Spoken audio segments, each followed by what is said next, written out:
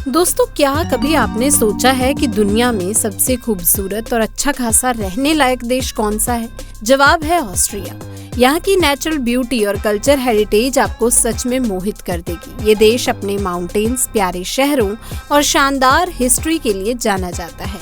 Austria की बात करें तो यहाँ की लाइफस्टाइल ही कुछ और है। वियना की रौनक हो या सलबर्ग की क्यूट सी गलियां, हर जगह कुछ खास है। लोग यहाँ खुश रहते हैं और इसकी वजह है यहाँ का हाई क्वालिटी ऑफ लाइफ। अगर आप एक ऐसा देश ढूंढ रहे हैं जहाँ ब्यूटी के साथ साथ रिच कल्चर का भी मजा ले सके, तो ऑस्ट्रिया एकदम परफेक्ट है। तो चलिए जानते हैं ऑस्ट्रिया के कुछ अमेजिंग फैक्ट जो इसे और भी स्पेशल बनाते हैं। दोस्तों, अगर कोई इंसान इस देश का नागरिक नहीं भी है तो उसे भी यहाँ बसने की इजाजत है। इसके बदले में उस व्यक्ति को अच्छी खासी रकम दी जाएगी, जो कि सिर्फ एक बार नहीं बल्कि हर महीने दी जाएगी, ताकि वो अपना जीवन उस देश में आराम से बिता सके। उसे ये पैसे इसलिए दिए जाएंगे ताकि वो यहाँ की अर्थव्यवस्था में मदद कर सके और यहाँ की पॉपुलेशन को बढ़ा सके। दोस्तों, यहाँ पॉपुलेशन का घटना लगातार जारी है और लोग इस देश की कुछ जगह को छोड़कर जा रहे हैं, जिस वजह से यहाँ ऐसा ऑफर दिया जा रहा है कि अगर कोई दूसरे देश का व्यक्ति भी यहाँ पर जाकर रहना चाहता है तो उसका स्वागत है। इतना ही नहीं, उसे इसके अच्छे खासे पैसे भी दिए जाएंगे।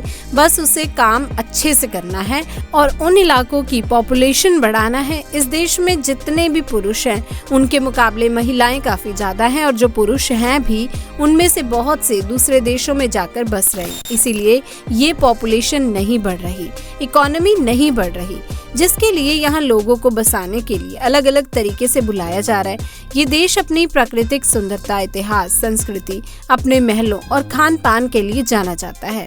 बताएंगे पूरी जानकारी, कोई व्यक्ति यहाँ कैसे बस सकता है, उसे कितने रुपए मिलेंगे इसके बदले, और यहाँ पर क्या काम कर सकता है, इस देश की खासियत क्या है, सब कुछ। लेकिन उससे पहले वीडियो को एक लाइक कर चैनल को सब्सक्राइब कर लीजिए। तो दोस्तों, ये देश है ऑस्ट्रिया। ऑस्ट्रेलिया नहीं, ऑस्ट्रिया। दोनों अलग अलग देश हैं और अपनी अलग संस्कृति और इतिहास भी रखते हैं। हमने अब तक जिस देश के बारे में बात करी है वो है ऑस्ट्रिया। यहाँ अगर कोई आकर बसता है तो उसे 18.5 लाख रुपए दिए जाते हैं ताकि वो अपना घर ले सके या उसे फिर से बना सके। इसके अलावा उस व्यक्ति को कई और सुविधाएं भी अलग से दी जाती हैं। दरअसल इस देश में कुछ ऐसे ही इलाके हैं जहां पॉपुलेशन बहुत तेजी से घट रही है। ये जगह आमतौर पर इस देश के गांव जैसे कि अल्पबर्ग के इलाके, ये इलाका 58 स्क्वायर किलोमीटर में फैला हुआ है, जिसमें कुछ गांव हैं जो प्राकृतिक रूप से बहुत ही खूबसूरत हैं। ये जगह ऑस्ट्रिया के टायरोल एरिया में मौजूद है। यहाँ पहाड़ हैं, घास है, खेत हैं और अल्पलाई के डिजाइन से बने घर। अगर दोस्तों इस जगह पर कोई जाकर बसता है तो उसे 18.5 लाख रुपए मिलेंगे। साथ में स्वास्थ्य सुविधा, शिक्षा सुविधा और कुछ महीने की किश्तों के रूप में अलग से पैसे भी दिए जाएंगे। आप सोच रहे होंगे, इतनी खूबसूरत तो जगह है, इतना सुंदर तो गांव है, इतना विकसित तो देश है, फिर ये दूसरे देश के लोगों को अपने देश की इतनी सुंदर जगह पर क्यों बसाना चाहता है और लाखों रुपए भी दे रहे हैं? तो इसके पीछे की वजह क्या है? सबसे पहले जनसंख्या में कमी आना। पॉपुलेशन जो है वो घट रही है। ऑस्ट्रिया दोस्तों एक वेल डेवलप्ड देश है। जो लोग यहाँ गांव में रहते हैं उनमें से ज्यादातर अब अपने गांव को छोड़कर शहरों में जाकर बस चुके हैं। ना सिर्फ शहरों में बल्कि दूसरे देशों में जाकर बस चुके हैं, जिससे इस तरह के कई गांव खाली हो चुके हैं। यहाँ इक्का दुक्का परिवार ही बचे हैं। गांव की संस्कृति यहाँ ऑस्ट्रिया में खत्म होती जा रही है। जब ज्यादातर युवा बड़े शहरों और दूसरे देशों में चले जाते हैं तो वो वहीं पर शादी कर लेते हैं और फिर वहीं पर बस भी जाते हैं, वापस अपने गांव की तरफ नहीं लौटते। गांव में बसते हैं केवल बुजुर्ग और महिलाएं, जिस वजह से गांव की आबादी जो है धीरे धीरे कम होती जा रही है। उनकी संस्कृति खत्म होती जा रही है। गांव को दोबारा से आबाद करने, आबादी को बढ़ाने और संस्कृति को बचाने के लिए दूसरे देश के लोगों को इन इलाकों में बसने के लिए यहाँ एक बड़ी रकम दी जा रही है। किसी भी देश का नागरिक हो चाहे तो यहाँ पर आकर बस सकता है, महिलाओं से शादी कर सकता है, यहाँ खेती बाड़ी और दूसरे काम कर सकता है।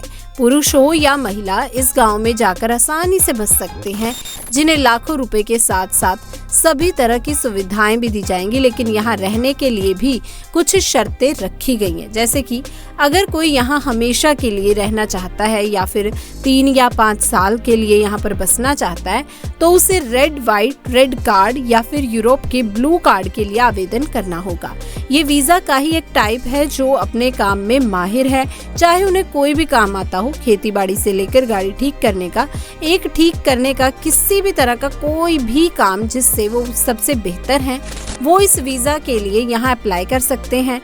इससे ऑस्ट्रिया देश की इकोनॉमी को फायदा होगा क्योंकि वो यहाँ बसने वाले हैं, उन्हें एक अच्छा काम आता है या फिर कोई अमीर है तो यहाँ अपना बिजनेस भी चला सकता है, वो भी यहाँ पर रहने के लिए अप्लाई कर सकता है। दोस्तों, ये देश मौजूद है यूरोप के बिल्कुल बीचों बीच। अगर हम इसके पड़ोसी देशों को देखें तो इसके चारों तरफ बहुत ही सुंदर देश है। उत्तर दिशा में जर्मनी और चेक रिपब्लिक है, पूर्व की तरफ स्लोवेकिया और हंगरी देश है, पश्चिम की दिशा में स्विट्जरलैंड और लिंक्डन देश है, जबकि दक्षिण के बॉर्डर में स्लोवाकिया और इटली से जुड़े हुए हैं। इस तरह दोस्तों ऑस्ट्रिया के चारों तरफ 8 देश हैं जो इसे हर तरफ से घेरे हुए हैं। यहाँ का कोई कोना समंदर से नहीं मिलता, इसके चारों तरफ कोई ना कोई देश है, इसीलिए ये एक लैंड लॉक कंट्री कहलाती है। ये है देश की राजधानी वियना शहर। दोस्तों, ये है ऑस्ट्रिया का सबसे बड़ा शहर, एक बेहद ही सुंदर और ऐतिहासिक शहर। इस शहर को दुनिया भर में अपने संगीत और कला के लिए जाना जाता है, इसीलिए ये शहर संगीत के शहर के नाम से भी मशहूर है। यहाँ कई बड़े बड़े संगीतकार हुए हैं, जैसे कि मोजार्ट और बीथोवेन वियना की शान और ज्यादा बढ़ा देते हैं।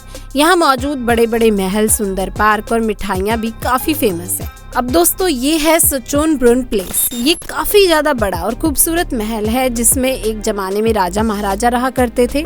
इस महल को बनवाया गया था 17वीं शताब्दी में। रोमन एम्पायर के राजा लेपर्ड फर्स्ट ने इसे बनवाने की शुरुआत करी थी, लेकिन इसका असली डिजाइन एम्प्रेस मारिया थेरेसिया के समय में हुआ था और इस महल को इस समय पूरा किया गया। इस आलीशान महल में कई कमरे हैं, गार्डन है, यहाँ तक कि एक चिड़ियाघर भी है जो बाहर गार्डन बना है। इसमें लोग घूमते हैं, आराम करते हैं और सामने बैठकर महल को निहारते हैं। महल में रखी चीजों को देखने के लिए एक अलग से टूर भी करवाया जाता है और बैरिके आर्किटेक्ट को देखते हुए यूनेस्को ने इस महल को अपनी लिस्ट में शामिल किया हुआ है। राजधानी वियना में गाड़ियों का लोग कम ही इस्तेमाल करते हैं।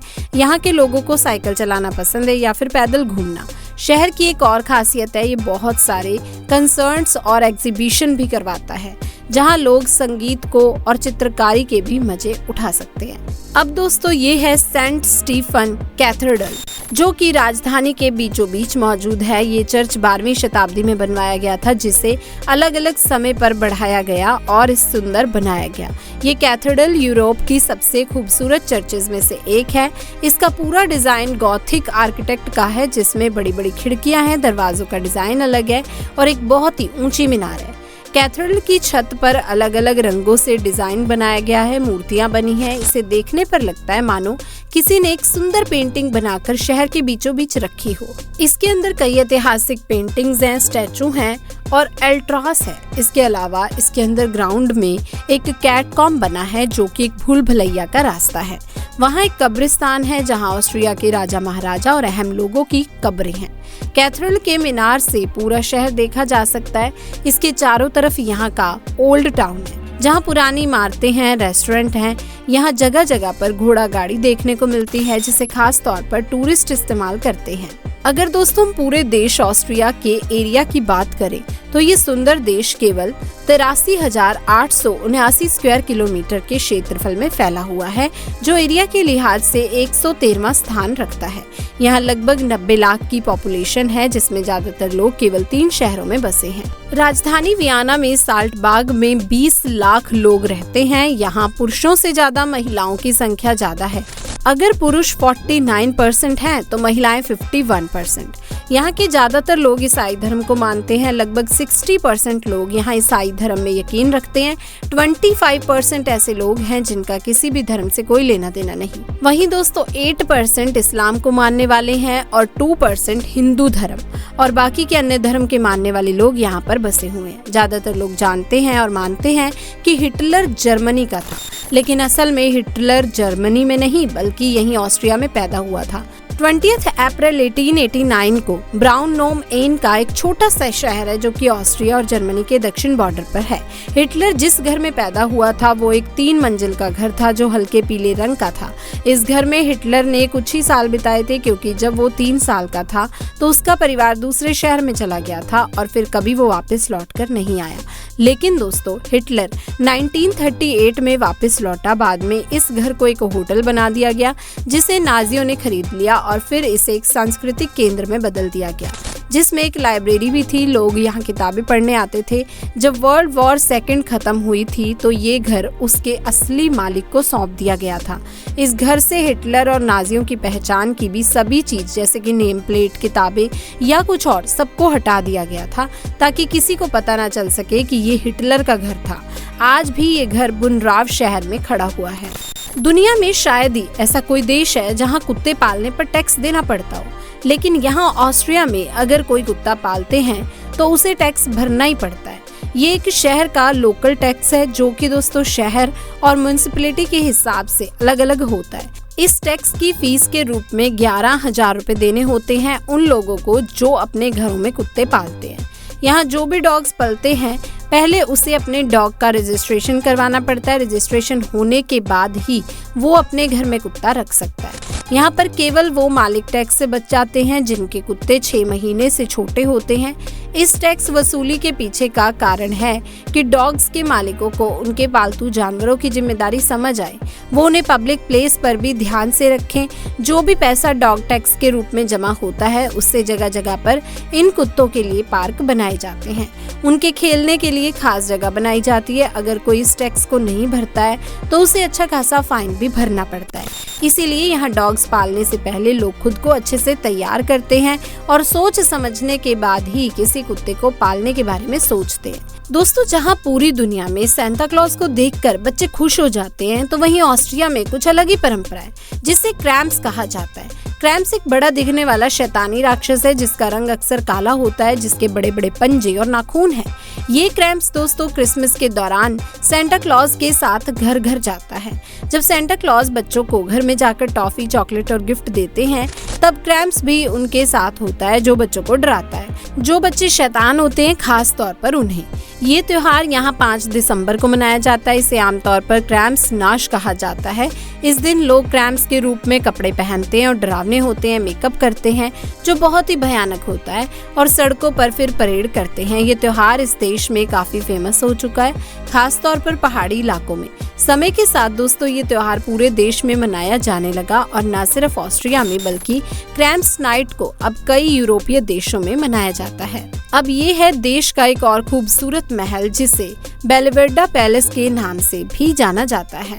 इसे बनाया था प्रिंस ऑर्गन ऑफ सेवरी ने 17वीं शताब्दी के समय में। इस महल को 2 भागों में बांटा गया, एक ऊपर का हिस्सा और दूसरा नीचे का हिस्सा। इसका डिजाइन बरोक आर्किटेक्ट स्टाइल में बना है। इसके आखिरी हिस्से में देखने को मिलती है देश की कला और संस्कृति।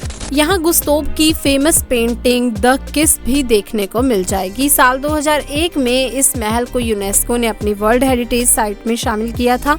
यहाँ के लोग बहुत ही शांत और तेज दिमाग वाले हैं, तभी तो 5 नोबेल प्राइज अब तक इस देश के नाम हो चुके हैं। फ्राइडरिच ऑगस्ट वॉन हैक, इन्होंने 1974 में इकोनॉमिक साइंस में नोबेल प्राइज जीता था। अल्फ्रेड जे ने इन्होंने लिटरेचर के फील्ड में साल 2004 में नोबेल प्राइज हासिल किया था। विक्टर फ्रेंड्स हाज, इन्होंने 1936 में फिजिक्स में ये कारनामा कर दिखाया था। कार्ल लैंडस्टेनर, इन्हें 1930 में साइकोलॉजी और मेडिसिन के फील्ड में नोबेल प्राइज से सम्मानित किया गया था। इन्होंने ही ब्लड ग्रुप की खोज करी थी। इसके अलावा और ओटो इलोवो को भी साइकोलॉजी और मेडिसिन के फील्ड में 1936 में नोबेल प्राइज मिला। जिन लोगों को पहाड़ पर हाइकिंग करना, एडवेंचर करना पसंद है उनके लिए ऑस्ट्रिया में बहुत कुछ है, क्योंकि ये देश ऑल्प्स की पहाड़ियों से घिरा हुआ है। देश का 60% हिस्सा ऑल्प्स की पहाड़ियों से बना हुआ है जो इसे और ज्यादा खूबसूरत बनाता है। ये देश इतना सुंदर है कि हर साल लगभग 3 करोड़ टूरिस्ट यहाँ घूमने आते हैं। इससे आप अंदाजा लगा सकते हैं कि यहाँ की आबादी 90 लाख है और सैलानी हर साल 3 करोड़ से भी ज्यादा आ रहे हैं। यहाँ पर पैसे के रूप में यूरो इस्तेमाल होता है और 1 यूरो की वैल्यू अभी के समय में 92 रुपीज है। रहने और घूमने और काम करने के लिए ये सबसे सेफ देश है, क्योंकि यहाँ क्राइम रेट ना के बराबर है। कोई भी किसी को परेशान नहीं करता, कोई धोखेबाजी नहीं करता, किसी तरह का कोई झगड़ा नहीं। यहाँ देर रात तक लोग बिना किसी परेशानी के सड़कों पर पैदल निकल सकते हैं। यहाँ की लगभग 30% जमीन पर खेती का काम किया जाता है और 30% जमीन पर जानवर पाले जाते हैं। यहाँ की डेयरी इंडस्ट्री के प्रोडक्ट जैसे दूध, पनीर आदि क्वालिटी के होते हैं और यूरोप के कई देशों में इन्हें बेचा जाता है। अब दोस्तों, ये है देश का सबसे ऊंचा वाटरफॉल क्रिमिलर। ये झरना लगभग 380 मीटर ऊंचा है। ये वाटरफॉल क्रिमिलर गांव में है। जो टूरिस्ट ऑस्ट्रिया जाते हैं और इन्हें वाटरफॉल देखना पसंद है, उन्हें ये झरना, यहाँ का माहौल, ये गांव काफी ज्यादा पसंद आता है। देश की इकोनॉमी 3 चीजों से मिलती है। ये देश सबसे ज्यादा मशीनरी और दूसरे इक्विपमेंट जैसे कि इलेक्ट्रॉनिक आइटम, कंस्ट्रक्शन मशीन अपने पड़ोसी देशों को एक्सपोर्ट करता है। इसके अलावा BMW, वॉक्सवैगन, पोर्श जैसी महंगी गाड़ियों के यहाँ पर जरूरी पार्ट्स बनाए जाते हैं। साथ ही साथ दवाइयाँ और मेडिकल के फील्ड में इस्तेमाल होने वाली हाईटेक मशीन यहीं से बनकर दुनिया भर में एक्सपोर्ट होती हैं। ऑस्ट्रिया अपनी व्हाइट वाइन के लिए भी जाना जाता है। इसे ये बड़े लेवल पर बनाकर एक्सपोर्ट करते हैं। यहाँ का चीज, यहाँ की चॉकलेट और यहाँ के डेयरी प्रोडक्ट्स यूरोप के कई देशों में एक्सपोर्ट होते हैं। ये है ऑस्ट्रिया का सबसे बड़ा बाजार, जो कि राजधानी वियना में लगता है।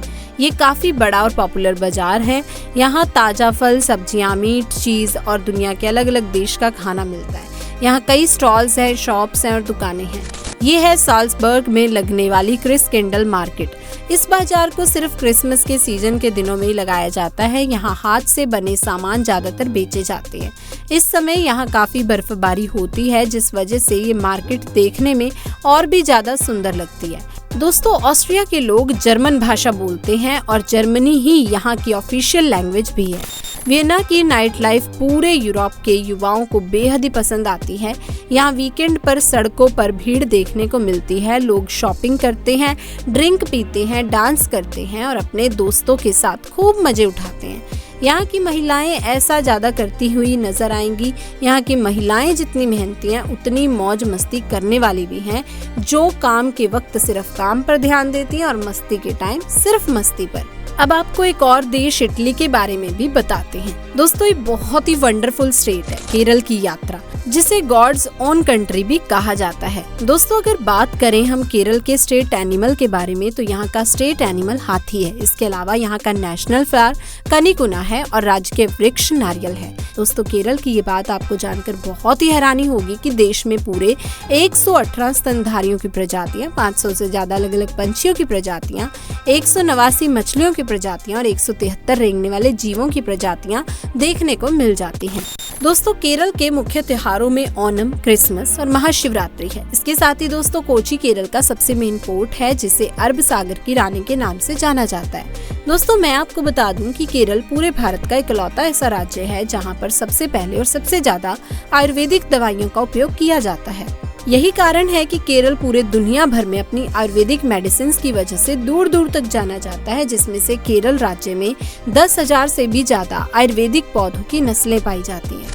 दोस्तों, ये बात आपको जानकर शायद हैरानी होगी कि पूरे भारत के अलग अलग राज्यों के मामलों में केरल में सबसे ज्यादा एजुकेटेड लोग रहते हैं और केरल की लिटरेसी रेट 96% की है। इसके साथ ही मैं आपको बता दूं कि केरल में रहने वाले नागरिकों के पास उनकी खुद की जमीन है और ये उस जमीन पर अपने सपनों का घर भी बनाते हैं। और यहाँ पर रहने वाली आधी से ज्यादा आबादी अपने कृषि के ऊपर ही निर्भर करती है और चावल केरल के सबसे मुख्य फसल के साथ साथ यहाँ का मुख्य भोजन भी है।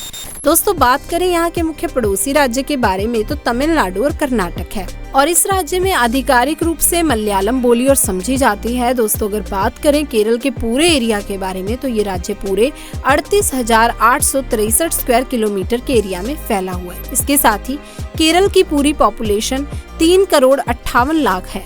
तो दोस्तों केरल में पूरे पॉपुलेशन की 56% पॉपुलेशन हिंदू धर्म को मानती है, 25% पॉपुलेशन मुस्लिम धर्म और 19.6% पॉपुलेशन ईसाई है और बाकी के बचे यहाँ पर यहूदी कम्युनिटी के लोग भी रहते हैं। दोस्तों यहाँ की ये बात आपको जानकर बहुत ही अच्छा लगेगा कि केरल में कन्या भ्रूण हत्या जैसा कुछ भी नहीं होता है। दोस्तों केरल में सबरीमाला के नाम से एक ऐसी पॉपुलर डेस्टिनेशन है जहाँ पर आप काफी सारे ऐसे हाथी देख सकते हैं और केरल की संस्कृति इन्हीं हाथियों के साथ जुड़ी है। केरल प्रकृति की सुंदरता से भरा हुआ एक बहुत ही खूबसूरत राज्य है जिसमें हर साल लाखों लोग यहाँ पर घूमने के लिए आते हैं। तो दोस्तों अगर आज की वीडियो आपको इन्फॉर्मेटिव लगी हो तो इस वीडियो को लाइक कर दीजिए, शेयर कर दीजिए और चैनल पर नए हैं तो चैनल को सब्सक्राइब कर दीजिए। आप सभी का बहुत बहुत धन्यवाद।